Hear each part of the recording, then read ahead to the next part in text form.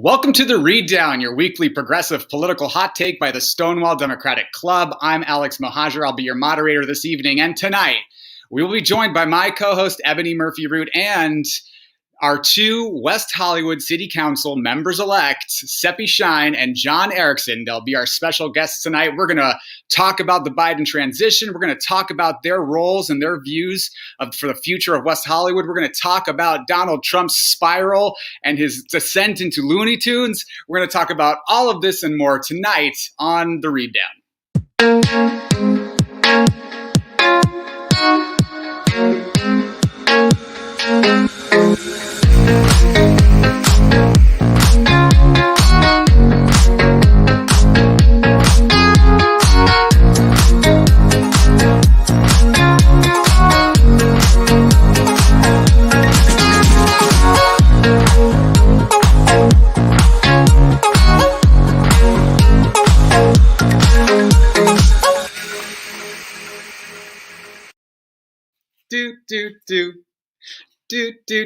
I almost had Iranian music play because Sepi's with us tonight, but I couldn't find the rights or anything that was free. Anyway, welcome to the Read Down. I'm Alex Mohajer. Thank you for joining us this Tuesday evening for your weekly progressive political hot take. I'd like to welcome my co-host this evening, Ebony Murphy-Root, to the program. Tuesday again. Hello, everyone. Ebony, Jonathan Welch is gone this week. What are we going to do? I know. I'm going to try really hard to make up for his absence, which is impossible. Hi, Jonathan. We miss you. If you're not here next week, Jonathan, I'm going to come over then and rip the rest of your teeth out. Okay, dental surgery in my foot. Thanks for coming, Ebony, and I'd like to welcome our special guest this evening. First, she is the first LGBTQ Iranian elected official anywhere in the world, thanks to her victory in West Hollywood for West Hollywood City Council. Please welcome to the program my dear friend Sepi Shyne. Hi, Sepi.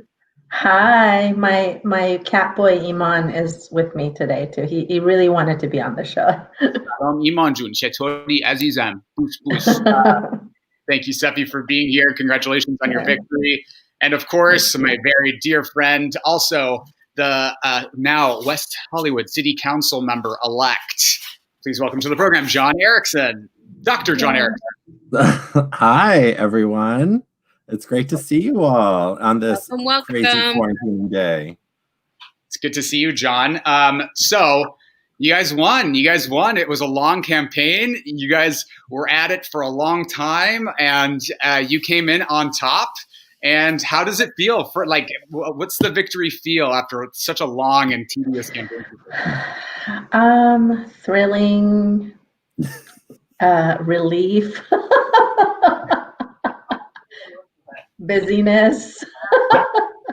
Sepi and I got right to work. We'll just get right down to it. Yes. We like, oh, we won. Okay, down to work. We didn't come to play. We came to work. We came to work. Yes, thank you guys. Thank you so much. If you're watching us right now live on Facebook, Twitter, YouTube, and if you got comments for Sepi or John, please ask the comments in the comments section. We can read them live on air and bat around with you. So please say hello. So welcome to the program. Congratulations on your victory this week. And we've got a lot to cover this week, you guys. First and foremost, it's that time of the week. It's the weekly Read Down. This is where we talk about the comings and goings of what's happening in Washington, D.C. And before we do, actually, let's talk about West Hollywood for a second. Let's go back. Read down. I'm reading the outline as I go. Okay. So you guys won. John Erickson, in your first 100 days, what are you seeing as being the top priority for West Hollywood right when you hit the ground running? Well, it's COVID. I mean, seriously, right now, it's our numbers today. We reported 7,593 cases. It's the highest amount of cases that we've ever reported since the beginning of the pandemic. And we are seeing the drastic effects of this pandemic on our community, from small businesses to our renters, to people out of work, and will be out of work again because of the shutdown and our new stay-at-home orders. And so right now, my main focus is making sure our renters and our people in the city are protected. looking at extending our rental relief that we've been providing this whole time. How are we helping small businesses?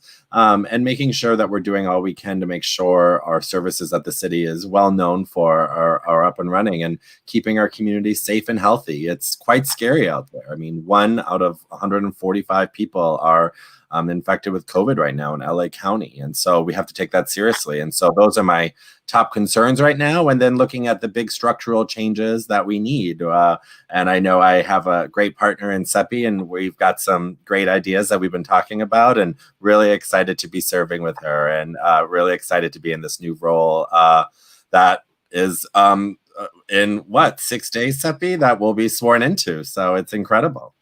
Yeah. Yeah, Very absolutely. exciting. Sepi, same question to you. What are your top priorities for West Hollywood?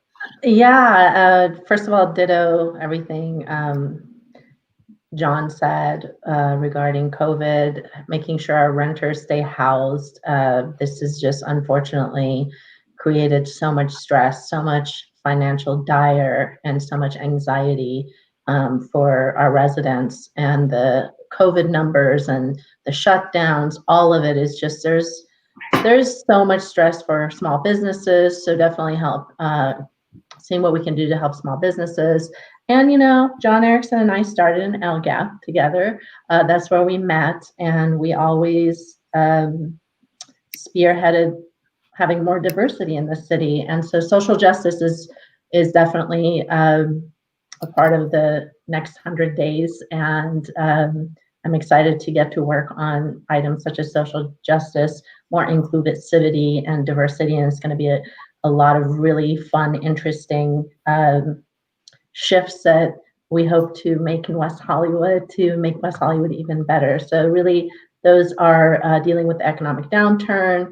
And those are really the priorities. This pandemic has just forced us to focus on certain issues to start. And that's our focus. And hopefully once we have our new president and vice presidents and the whole cabinet coming into office, we'll be able to get some much needed federal funding and do whatever we can to get West Hollywood federal state funding, and then we'll get some of that money too. So, I feel like everyone's got their pet day. So Bruce Wayne, I'm in. You know what's amazing for me is having leaders who are my age. Like we're all kind of the same age, right? It's like, oh wow, we're really grown-ups now because our elected officials are like my peers. This is pretty incredible to see our generation represented among leadership. So thank you very much for stepping up. Yeah, thank you both. Very excited for you both, and I know it's an ushering in an era of real progressive new leadership for the city. So we're very, very proud of you. So thank you guys. So let's get into the weekly read down. This is our chance every week to talk about Democratic power players of the week. What's going on in politics? What's going on with our current events? And there's a lot to cover. It's been a week, you guys. So first and foremost, we've got this COVID-19 crisis, which has caused lockdowns, renewed lockdowns in LA and in California. Governor Gavin Newsom is now saying that 112%, he's worried that we're going to hit 112% bed capacity in our hospitals, which is quite bad. New stay-at-home orders were implemented on Monday of this week, and cases are skyrocketing, especially now past the Thanksgiving holidays. So what are your guys' thoughts on this pandemic? We now know that there are 2 vaccines that are scheduled to get emergency FDA clearance and start getting distributed to more vulnerable populations, maybe as soon as this month, but the general population probably will not have access to the vaccine until the second quarter of the year next year, and there can be a lot of damage done in the meantime. Ebony, thoughts on Corona, and why are we seeing such a spike in cases right now? They warned us over the summer that winter and fall were going to be tough, and I don't know how many folks listened. Our mayor, Robert Garcia, has also been on his bullhorn blaring that we need to stay in, that the Long Beach hospitals are much smaller, and that, they're already close to capacity. So I think folks just need to stay home. If you traveled over break, over Thanksgiving week, please stay home as much as possible. I know that we're going to just eat this leftover turkey for the next couple of weeks. It's in the freezer, and stick close to home. We're not teaching on campus. We're like banned from campus for at least a week and then only going in if we have to. And I just hope that everybody follows the rules and can stay home if they can, because this is dangerous. And, the hospitals are filled and our nurses and doctors are at capacity personally as well. This is scary. John and Sepi, I mean, in West Hollywood, we know that from the outset of the coronavirus, infection rates have been higher, happening at higher rates than the rest of Los Angeles County. Are you concerned hitting the ground running there in West Hollywood? And are you do you have anything to say to people in West Hollywood to try to curb the infection rates that are happening there? Wear your masks. I think it's number one thing. I mean, this is it's such a critical moment in our country's history, our world history, on how people are responding to this. We have people out there actively when I will go outside to take my dog out, who's snoring behind me. I see people without masks, and, I say something to them. I say, wear your mask. I'm high risk. I have asthma. And so people need to be making sure that we're staying indoors as much as possible. Only being with people in our households. West Hollywood has and throughout the pandemic had a higher number of people infected with COVID because of our size and our density. So when you look at our population size, there was actually a large number of COVID cases here.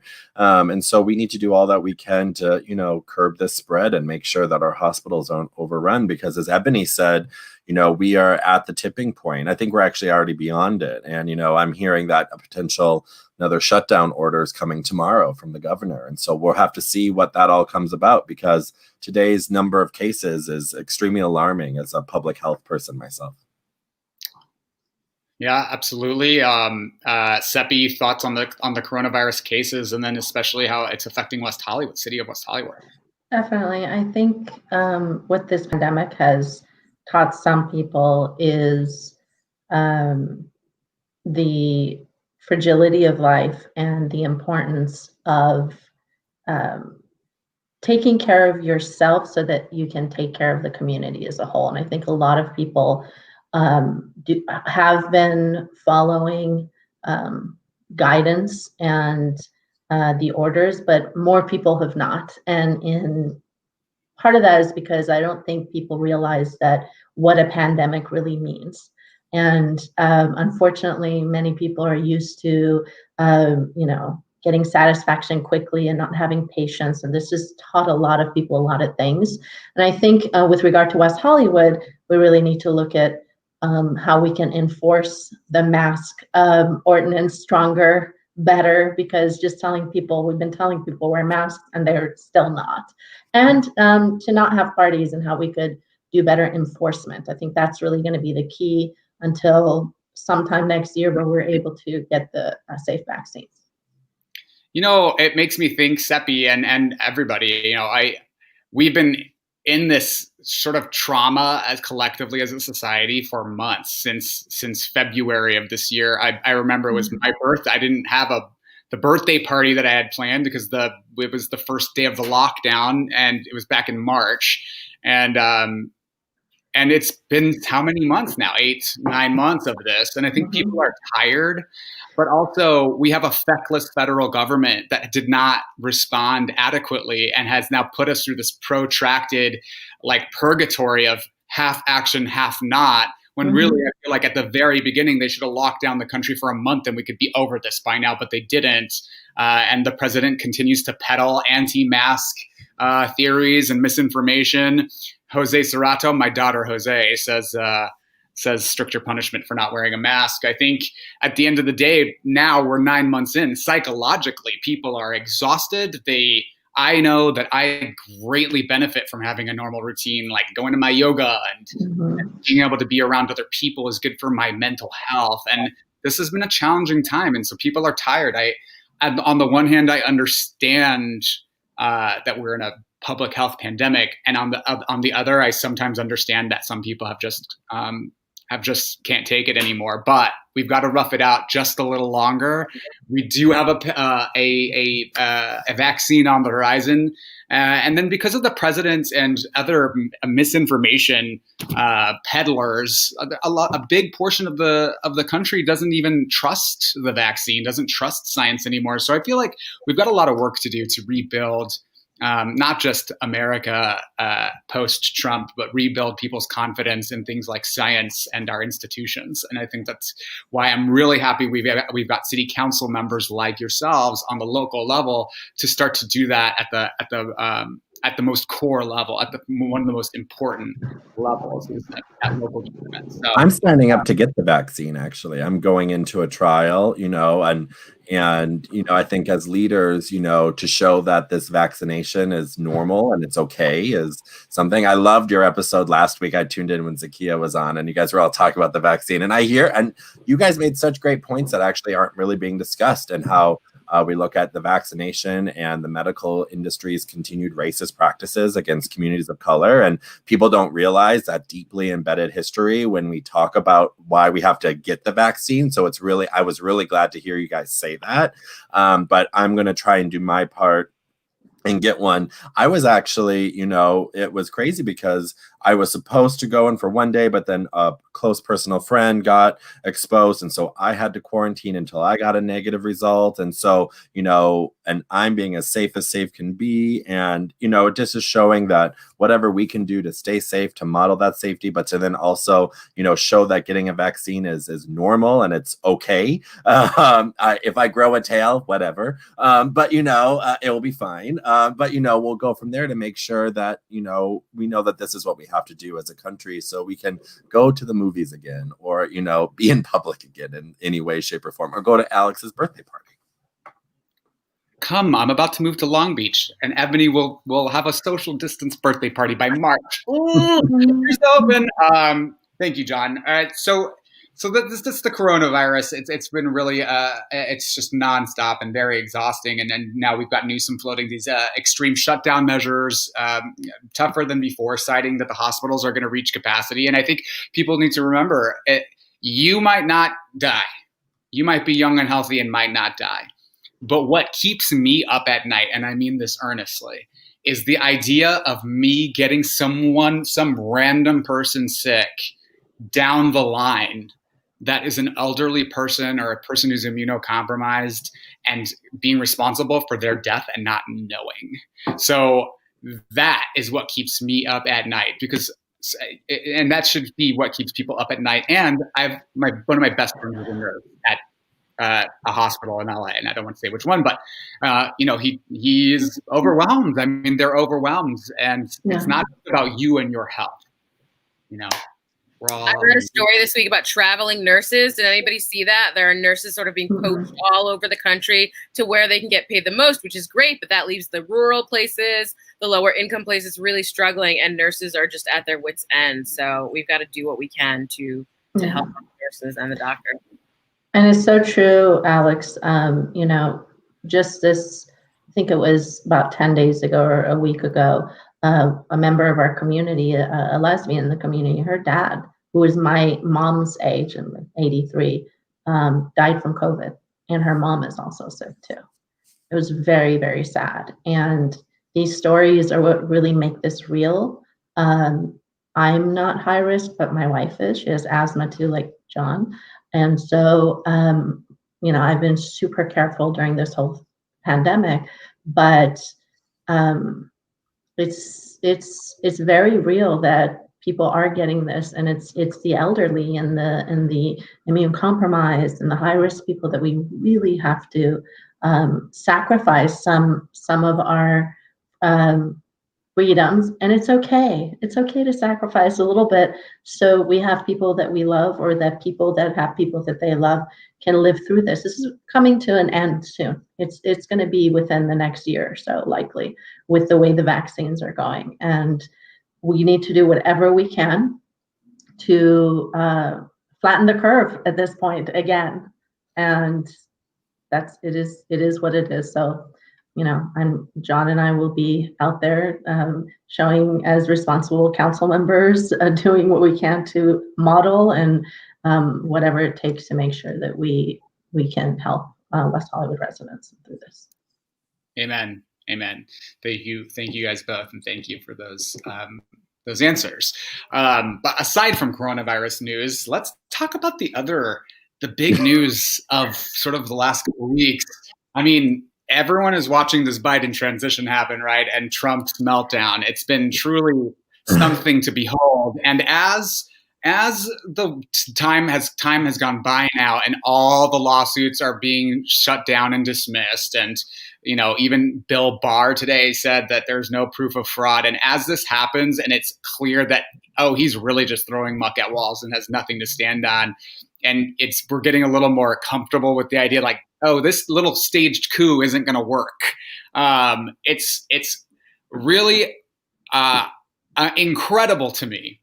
If you step outside and think about it, just how calm Joe Biden has stayed in the face of what is absolute madness on the Republican side, and this just total inability to accept the election loss. I'll note Donald Trump has raised $170 million since the election, claiming it's for defending the election. But the grift is real with this guy, and has the donations on recurring, so people are doing recurring donations for defending the election. And privately is telling people that he understands that he's lost. And we've got the electors meeting to certify the election in a few days here, December 14th. So what are your guys' thoughts, Ebony? What are your thoughts on the transition so far, and just the fraud lawsuits and the allegations of stolen election? Well, President-elect Joe got a lot of flack for having spent many decades in the Senate and being a lifelong politician, but this is when that long-term experience pays off, because if it were a newbie, they might be freaking out, but he has this ability to see the long game, to keep everybody calm, and I think that it's working. He's handling it with the ultimate in statesmanship. But the current president is just pulling off his biggest con ever, and we know these people who are donating weekly are, probably the poorly educated and probably folks who don't have monthly donations to give to him, and he's just lying, and he's taking these folks' money. He's the ultimate swindler, and this is just wild that he's doing this. He's telling these people that there's a chance that he can win the election back, and it's a total lie, and he's taking these people's money, which is what he's done for the past 40 years, and clearly it's working. Indeed. And before I turn to Sepi, I want to play this clip and get your reaction. This is Donald Trump's first post-election interview. It was on Sunday with Maria Bartiromo, and this is what he's saying about the election. And what happened, if you watched the election, I was called by the biggest people saying, congratulations, political people. Congratulations, sir, you just won the election. It was 10 o'clock, and you looked at the numbers, and I'm sure you felt that way. This election was over, and then they did dumps. They call them dumps, big, massive dumps in Michigan and Pennsylvania and all over. If you take a look, the poll watchers, and this is true with all of the states just about that you're talking about, I think all of them, they weren't allowed to have poll watchers.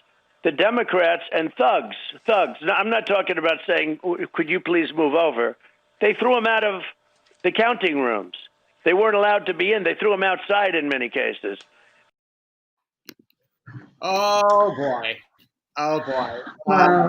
Sepi, if you're up with this at Thanksgiving, you would, calm him down and give him, some tea. So this is why. Well, you would think that Fox News would call him out on this, but here's Maria Bartiromo's response to all of this. Let's take a. This is disgusting, and we cannot allow America's election to be corrupted.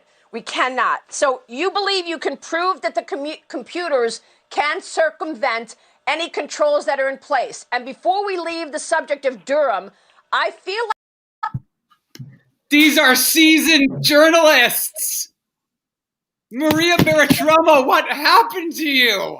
What the hell? It's it's a complete brainwashing that happens under an autocrat, and we've seen it throughout the history.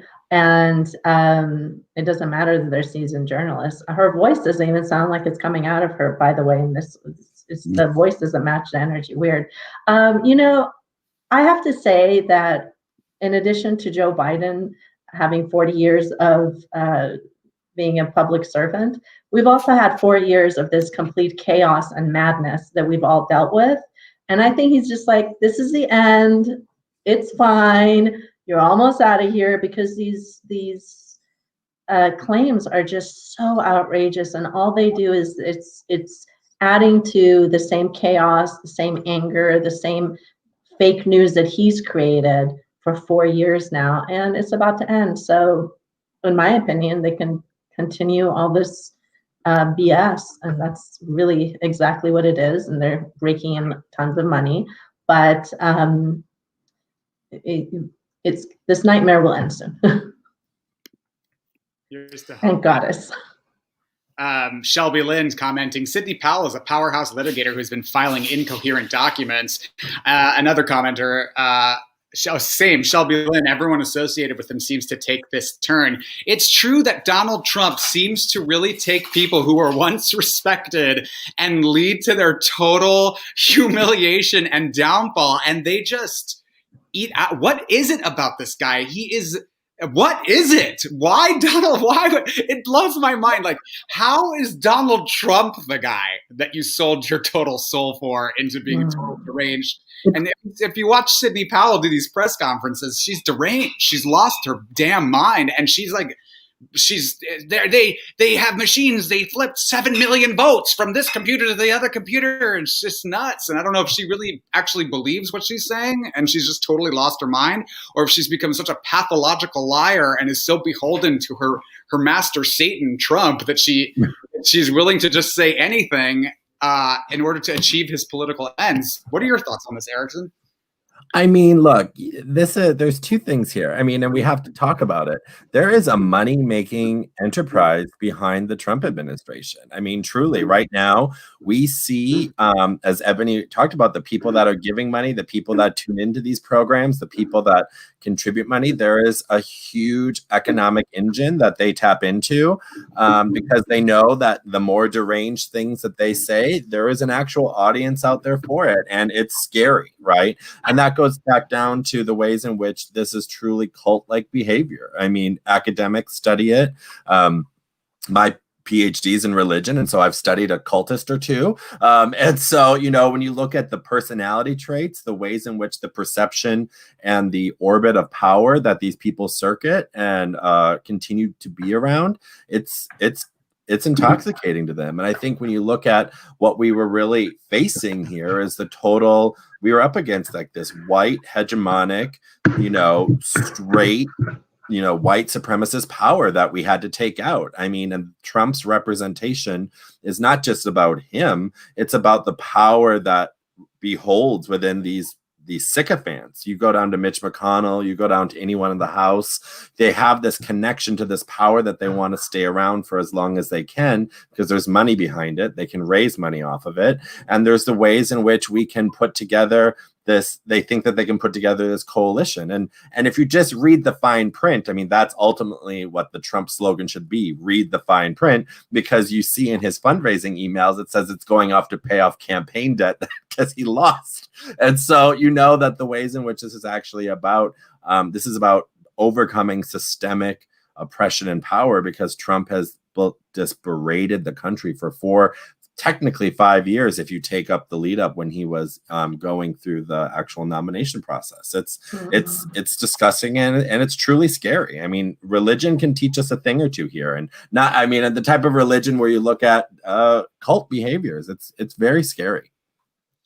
Amen. And to that, John, and a commenter, I think it's John Murphy Root, which I believe is Ebony's cousin. The Russian money funneled through the NRA left dirty hands, he says, and even Boehner, and that was a total Freudian. Boehner and Ryan. Yeah, I think if you really, I am not a conspiracist, but I just want to say that the Russians also hacked the RNC in 2016 and did not release the information that they had on the Republican Party, which I surmise was probably much more damning than what they got out of the Democrats. So the information they used on the Democrats was used to damage their chances at the presidency, and perhaps the information Republicans was used to have leverage over them, something called compromat, something that is well studied in Russian cyber and Russian intelligence circles, and it's not a new concept. I am not a conspiracy. What do you think they have on Ronna Romney McDaniel? That's what I want to know. Like, she's got money, right? She doesn't need money. She's got Uncle Mitt. What do they have on these people? I'm dying to know. I don't know. On who? I know what Ronna they have. I know what they have on. I know what they have on Lindsey Graham, Ebony. But we all know. Just saying. We know what they got on you, Lindsey. Okay, Ms. Ladybugs. Okay, so the transition has started, and today, I think it was today, Joe Biden, President-elect Joe Biden, ooh, that feels good, and Vice President-elect Kamala Harris, ooh, that feels better. They got their first presidential daily brief today. And fun note, this is going to be a daily brief. It's a security briefing that's for the president-elect. It's for the president and vice president. It's also made available to the president-elect and vice president-elect. It is the first time it is being read by someone in 3 years and 10 months, which means Trump didn't. Trump can't read. I mean, let's just be real. He can't read. I mean, so there's a problem. I mean, I mean, you have to read to him. It's like the dog jumped over the fence. The dog jumped over the house. It's like you have to read these things in simple sentences to him. Yeah. True. The Turkish president is attacking the Kurds, or he's like, what's that? I mean, he doesn't understand anything foreign policy. So in any case, this is wild. They're getting the security briefings. That's finally started. And this really happened because the General Services Administrator, under pressure last week, Emily Murphy, she had been holding out and not signing off on the transition, even though it was clear that Joe Biden had been elected. She signed off finally. And Trump did a weird tweet where he took credit for it. And he was just like, I've authorized the transition to be in because I am tired of Emily Murphy being abused. As if Donald Trump cares. As if he cares one flip about Emily Murphy and the abuse that she's endured. I mean, give me a break. But he was able to save face. The transition began. Are you guys relieved? Ebony, thoughts on this, on the transition starting? Yes, I'm quite relieved. I was shocked that he was able to delay it in the way that he did for these weeks. And I think, again, it was due to Joe Biden's patience and the patience of the incoming administration. But the fact that he was even given this space to have his mantram, that's the new term that I learned this week, was incredible to me. He was allowed to behave in this way that, shocking, utterly shocking. But now you got real leaders coming in. And I can breathe a deep sigh of relief. And Sepi, part of this transition is that Joe Biden has begun to announce some of his cabinet positions and cabinet picks. And so far, we're seeing an incredible representation for women in the cabinet and the administration. It's in all communications. The entire 7-person communications, senior communications staff is all women. We've got, as the Treasury Secretary, Janet Yellen, who was the former Federal Reserve Chair, and is sort of being lauded by all sides of the table as being the choice to lead at the Treasury. We got Neera Tanden, who is being named to the Office of Management and Budget, White House Office of Management and Budget. What are your thoughts on these choices, Sepi? Oh my God. I'm very excited, very happy. And I think what we're seeing, not just federally, but on all levels, we can now change the future is female to the present is female finally, and continue that trend. So women finally get appointed and elected and into offices that we all deserve. I'm very excited. This is fantastic. This gives me so much more hope for this administration and the future of America. So I'm ecstatic about it. Sepi, the future is female again, and Kate, can we pull Sepi onto solo screen? All right, say it again one more time. I said we can change the future is female to the present is female now.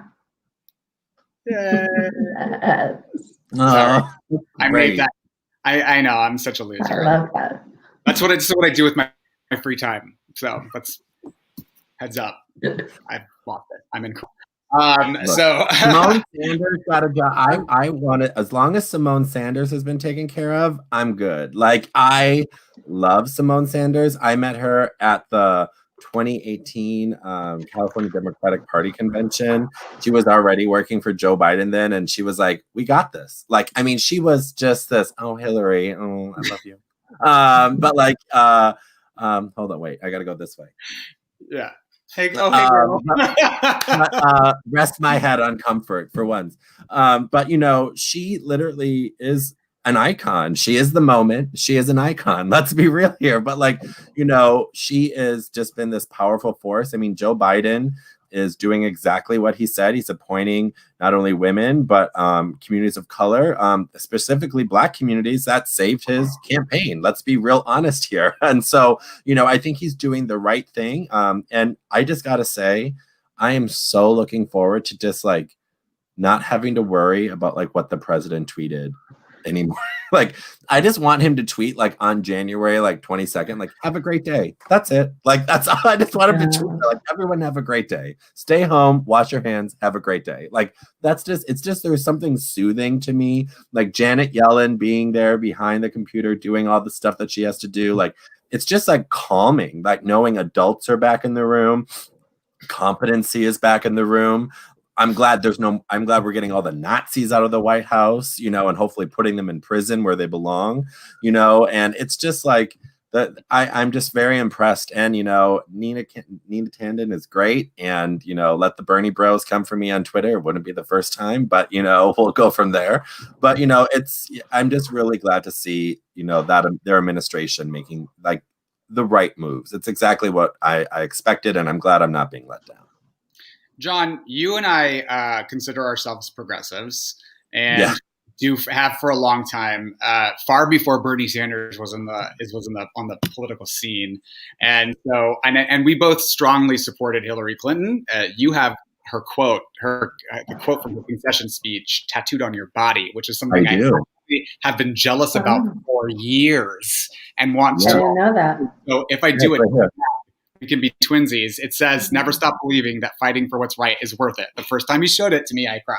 So I just want to say to all you Bernie supporters who voted for Joe Biden, do I get an apology now for being called a neoliberal shill because I supported Hillary now that you cast your Biden vote? Or are we not going to do that? Okay. Well, it's because they cast it for a man. Oh, I said it. That's right. But you know, that's you know, they cast it for a man and not a woman. Ooh, you know, it's just like, I mean, I don't know if I've ever told you this, Alex, or anyone. Like, I never read what happened because I couldn't bring myself to actually read it until this like monstrosity of a presidency was over. Like, I'm still too triggered by the 2016 election, the sheer sexism. I mean, all the stuff there. Call me what I've been called lots of things on Twitter, whatever. But like, you know, it's just like, dear God. And now poor Nina, whatever, you know, leave the lady alone. It's Christmas time. It's the holidays.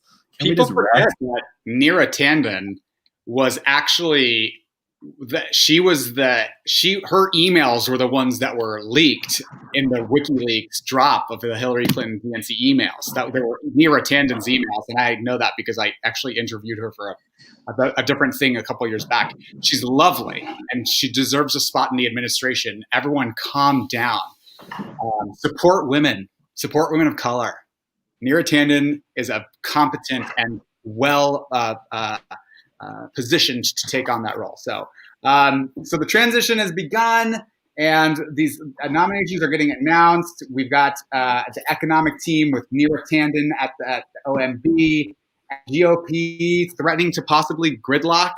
So because of that, what's really, really important is these two runoff elections that are happening in Georgia, two Senate races that are up for grabs. Jon Ossoff, Democrat, running against Republican Senator incumbent David Perdue, and Reverend Raphael Warnock running against incumbent Republican Kelly Loeffler. Did I get those two right? Okay. So those are the races coming up January 5th. The entire power structure of the Senate now hinges on this. If Democrats are able to win those two seats, there will be a 50-50 split in the Senate, making Vice President-elect Kamala Harris the tie-breaking vote and giving Democrats a narrow edge. Ebony, how crucial is it that we win these Senate races now that we know that there's just two seats that this entire future of the Biden administration hinges on? So crucial. The center of this country is not Iowa, right? It is Georgia right now. Send all of your coins there. Listen to the folks on the ground. These seats are must win. And we know that they're must win because we see Kelly Loeffler throwing the kitchen sink at Reverend Warnock, saying that he was an animal abuser and that he, attacked children at summer camp. She's really trying it. And I appreciate the way his campaign is handling it by saying, by picturing him with puppies and really just making clear how ridiculous her smears are. But these seats are must win. We've got to do what the organizers on the ground in Georgia are telling us to do and get folks out to vote, getting those folks who turned 18 a few weeks ago and can vote in January on the ground. I have signed up to be a fundraising captain, so I've got my own personal link if anybody wants to know how to do that. But these seats are just so crucial. I cannot be clear about that. Fantastic. And Sepi, I want to play you a clip and I want to get your reaction to this. This is Jon Ossoff, who appeared on MSNBC yesterday and defended Reverend Warnock against some of the attacks that Kelly Loeffler, I don't know how you pronounce it. I said Kelly Insider Trading. Isn't that how you pronounce Kelly her name? Crooked Loeffler. And we'll talk about We'll talk about both the Republicans in Georgia and how crooked they are in just a second. But let's play this clip for Sepi, and I want to get her reaction. This is Jon Ossoff on MSNBC yesterday. What's the Ossoff-Warnock game plan going forward?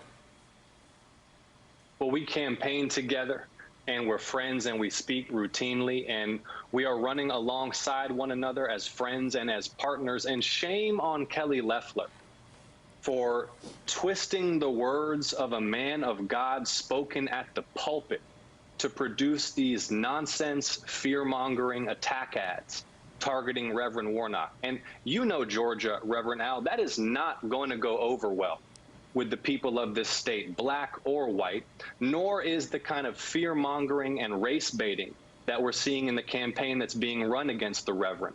The bottom line is, and this is a beautiful clarification of where Georgia is now. Georgia is poised to send the young Jewish son of an immigrant and the senior pastor at Ebenezer Baptist Church together to the United States Senate to win the Senate majority, and in so doing deliver long overdue financial relief to businesses and families that have been struggling, and to set the table in Washington so that we can pass a new Civil Rights Act and a new Voting Rights Act and the George Floyd Justice in Policing Act and this necessary legislation to expand civil and voting rights, which we all know McConnell will fight tooth and nail and obstruct at every turn if he remains majority leader. Sepi, what are your thoughts on this race and Jon Ossoff's performance? Are we surprised at these tactics? I'm not. And I think that Jon Ossoff and the way he really brought it home to the policies is really effective. And I hope they stick to that. I also want to say there's volunteer opportunities. I got a message about text banking. In these last leg of the race, volunteer.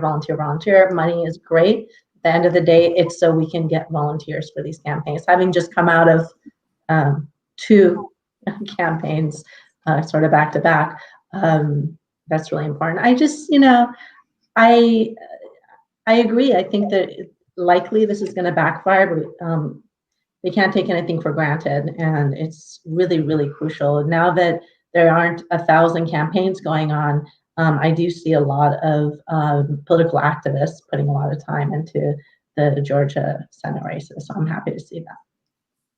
Yes, and here at the Stonewall Democratic Club, dedicating volunteer hours and resources to those Georgia races. So visit us, stonewalldems.org, to find out ways you can phone bank for Jon Ossoff and Reverend Warnock. John Erickson, I want to talk to you about the two Republicans in Georgia. Yes.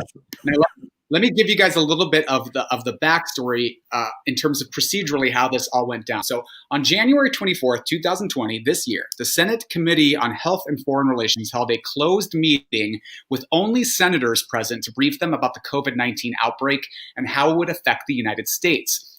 Following this meeting, Senator Kelly Loeffler and her husband, who is the chairman of the New York Stock Exchange, and I'll note that Kelly Loeffler is the wealthiest member of Congress. He's a billionaire, okay? They made 27 transactions to sell stocks between $1.2 and $3.1 million, and 2 transactions to buy stock in Citrix Systems, which saw an increase following the stock market crash. It sells personal protective gear. Now, Senator Perdue made a series of 112 transactions with stocks sold for around $825,000 and bought stocks worth $1.8 million. He bought stocks in DuPont, a company that makes personal protective equipment, on the same day as the Senate briefing up till March 2nd. So these two are crooks. They're rich, they're crooks, they are insider trading. Martha Stewart did the same thing and went to prison. John Erickson, why are these two being considered for re-election and not prison?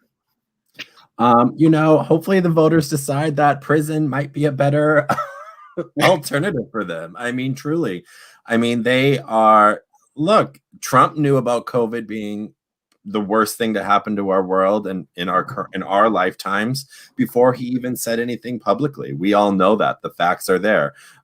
Perdue still doesn't have his assets in a blind trust, which is usually the format when you are in these cases, to put them in a blind trust because you actually have no control over it. Then they are not. Kelly, insider trader Kelly herself, she was it's these same instances where these two individuals are just taking their power. It's either that they're, not being held to the same standards, which is just, the white privilege that we see being utilized every single day when it comes to the criminalization of some people and not others, and how we're really looking at, Jon Ossoff and Reverend Warnock really showing and hitting this point home. I mean, this is the talking point. This is the only thing we'll hear about. Because we're going to show that they are crooks. And then you have the most adorable Jon Ossoff. I mean, he's just so cute. I mean, how could you not want to go knock doors for him? I mean, I will throw a little shade. His accent gets thicker every day. It is I cannot do a Southern accent, so I will not embarrass myself. But the way he started off that clip, if you want to play it again, it is like fried green tomatoes. Okay, it is so thick. It is but why wouldn't you want to go knock doors for him? And the Reverend, this man, I mean, senior pastor at Ebenezer, I mean, you cannot get a better individual in the Senate. I mean, so this is truly not even about.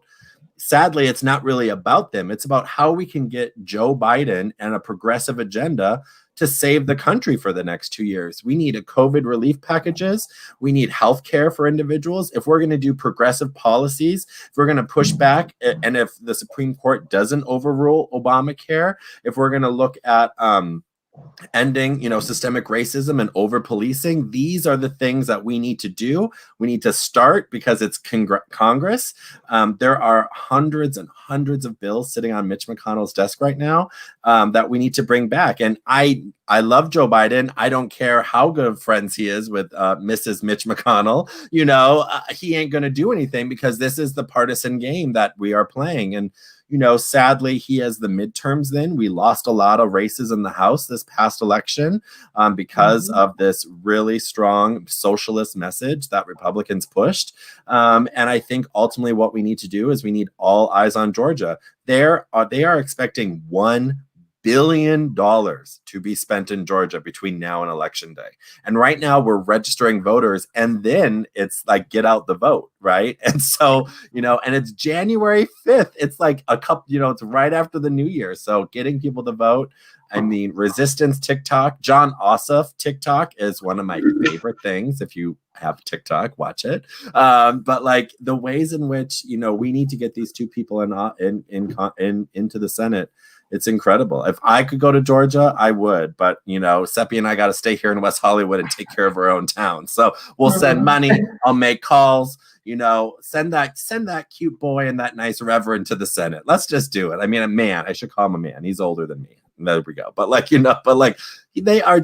they stand for actual decency. Don't we want integrity back in the Senate? And let's get some stuff done and get these. I mean, Purdue won't even debate John Ossoff because he's going to get called a crook. I mean, that just tells you all you need to know. And we did. And God, it was satisfying. And it's not a good look that David Perdue is afraid to debate a 35-year-old, whippersnapper like John Ossoff. 33? 33. He's my age. So it is getting to be that time of the episode. It's time, y'all, to open up the library. The library is now open. This is our chance to give each panelist a chance to go around. You get a minute or two to just get something, vent, read someone for filth if need be. There are plenty of worthy GOP candidates, or just speak from the heart. If anything that you feel like you want to speak to, let's start this week with Ebony Murphy-Root. Let's open up that library, Ebony. All right, I'm going to be upbeat this week. We just had a holiday, and I'm super focused on what I'm grateful for. And I'm so appreciative of the writers and the thinkers who got us through these past 4 years. So I just left class with the 8th graders, and we had a woman named Alice Wong who writes and runs this wonderful project called Disability Visibility. And she's really helped me to understand ableism and intersectionality and queerness and how all of those things intersect and overlap. And I'm helping my 8th graders study that now. So thank you. Thank you to Ursula Le Guin, who passed away in 2018, who called it when she won the National Book Award in 2014 and said that dark times were coming. She totally called it. People like Masha Gessen, who taught us about surviving autocracy, and Timothy Snyder and Sarah Kendzior. So thank you to those people, because it's been a really tough 4 years, and some of us were despairing, but we were able to power through. Some of us ran for office, some of us phone banked, some of us gave more money than we ever gave in our lives, and it is because those people taught us how to see the light. So thank you to those people, those thinkers, those intellectuals, those voters who held us down over the past 4 years, because it has been rough. Thank you. That's what I'm grateful for. And that's my read. Oh, a nice thankful read on this post-Thanksgiving episode. Thank you, Ebony, for your read this week. Sepi June. Who would you like to read this week? What would you like to open up the library for? Sure. I gave some thought to this. Today's Giving Tuesday, and it's also World AIDS Day. But with regard to Giving Tuesday, I've been thinking about my dad a lot.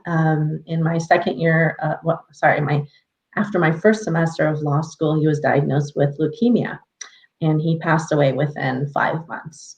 And it was very, very difficult to lose him at such a young age. And I had a dream about him right before the election. And it was kind of like one of those things that I pretty much knew I was going to win. It was just, spiritually, I felt it.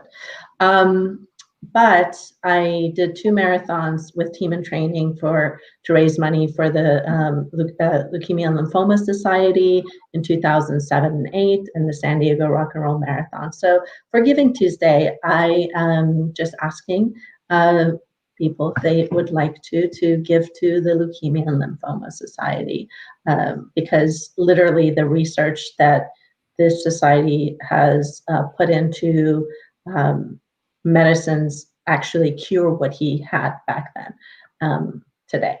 So that's my read. Thank you for that. That was beautiful. Thank you, John Erickson. What would you like to read this week?